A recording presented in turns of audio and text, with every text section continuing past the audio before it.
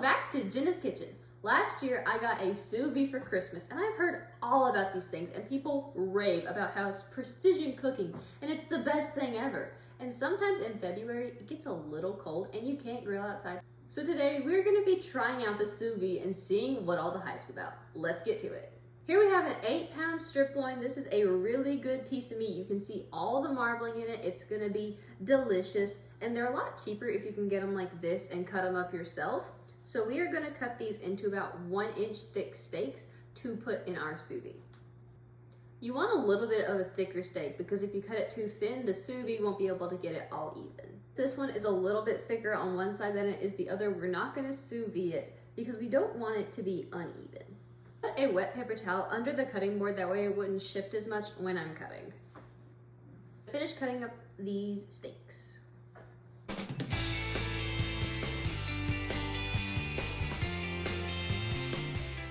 We've got our steaks cut and we're going to be using 4 today. I'm going to season them with Steak and Shop. You can season them with whatever you like. You could just put salt and pepper, you could put your favorite rub or seasoning mix, or you could even marinate them overnight.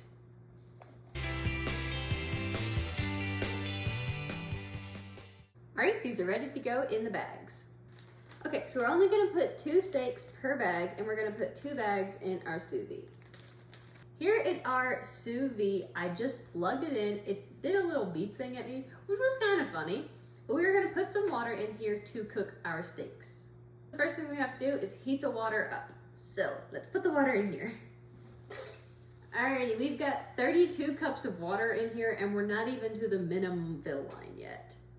I got to thinking as I was putting this water in, there's gonna be a little bit of water displacement when I put the steaks in, so I need to check and see how much more I actually need. So when I put the steaks in there, the water vacuum sealed it and it got all this air in the top. So I'm gonna let some of that out because you don't want a lot of air when you're sous videing. I'm gonna put some water in until it fills above the steaks.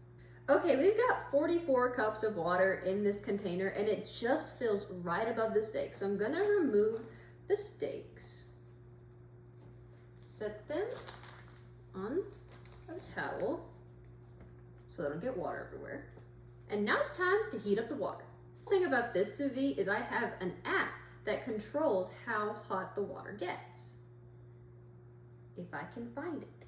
All right, so I've got my phone connected to the sous vide. You can look up different things you want to cook in your sous vide and the app will tell you exactly what you need to do. So I'm gonna put beef in because our New York strip steaks are beef. Let's see here. Sous vide medium rare steak. Perfect. I know it's working because I can hear it. I'm gonna let the water heat up and then I will put my steaks in the water. Water is up to temperature and now it's time to put our steaks into the water.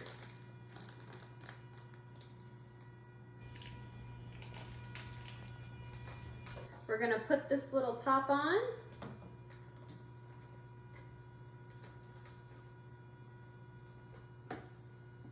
And let it work its magic. It's got a timer on it and it's gonna go off in 2 hours. So I'll meet you back here then.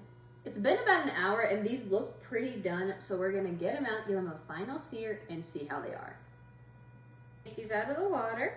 They look pretty good. All right, we've got a cast iron skillet with grill marks in it. So we're gonna heat this up to sear our steaks. And I put it on medium heat. Our pan is hot enough. Let's open these up.